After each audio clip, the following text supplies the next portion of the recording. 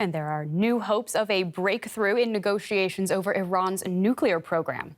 Washington has now indicated it's willing to discuss returning to a nuclear deal with Tehran via indirect negotiations in the Austrian capital, Vienna. An international agreement reached in 2015 aimed to limit Iran's nuclear activities. The Trump administration unilaterally pulled out of the deal 3 years ago.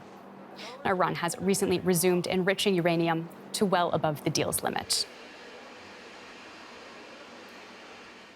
And for more on this, I'm joined by former U.S. career diplomat Frank Wisner in New York. He was ambassador to India, Egypt, and the Philippines, and he is currently an analyst at the Iran Project, which is a think tank that supports the Iran nuclear deal. Ambassador, thank you for joining us on DW. How optimistic are you that these negotiations will be able to point the way to reviving the Iran nuclear deal?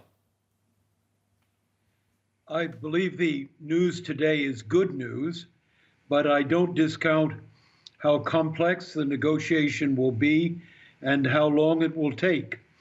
I believe it does, however, provide an opportunity for the two sides to come together and achieve a goal set out some weeks ago for the United States to return to the JCPOA on a compliance for compliance basis. That is, the United States returns to the deal that it left when Trump took us out of it, and the Iranians pull back or roll back the steps they've taken to enhance their nuclear capability.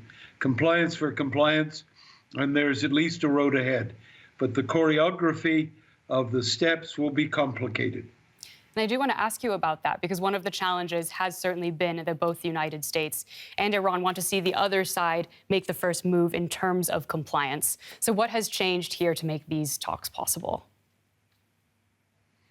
Well, I think they found a formula that permits both sides to reach out to each other using the instrumentality of the Joint Commission and the good offices of the Europeans to make certain that the ideas are transmitted back and forth until there is a negotiated understanding. That's the way I believe it's going to work, but the details are going to have to come out, and I don't have them.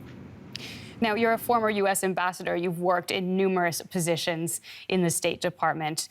Why do you think that Iran has ruled out face-to-face bilateral discussions? Iran made it quite clear, going back to the Trump administration, that they would not return to direct negotiation with the United States with a pistol of sanctions pointed at their head. And the fact that the administrations have changed and the sanctions are still in place, the Iranians would argue, leaves them just as badly off today as they were then. Of course, there are a number of other changes, and I'm certain, would acknowledge them. But what they've needed to have in hand before face-to-face negotiations can begin is some confidence that the steps they take to return compliance will be matched by steps the United States will take to return to compliance. And that's what we're looking for compliance. And in your view, has the Biden administration to date signaled to Iran that it would be a good faith partner in these negotiations? I'm not privy to direct communications, and I don't think there have been any directly between the United States and Iran. But do the Iranians understand, if they didn't accept the fact that the United States was prepared to come to the table in good faith, there wouldn't be a meeting coming up in Vienna. So I'd like to think that at least the point is clear, however it was communicated.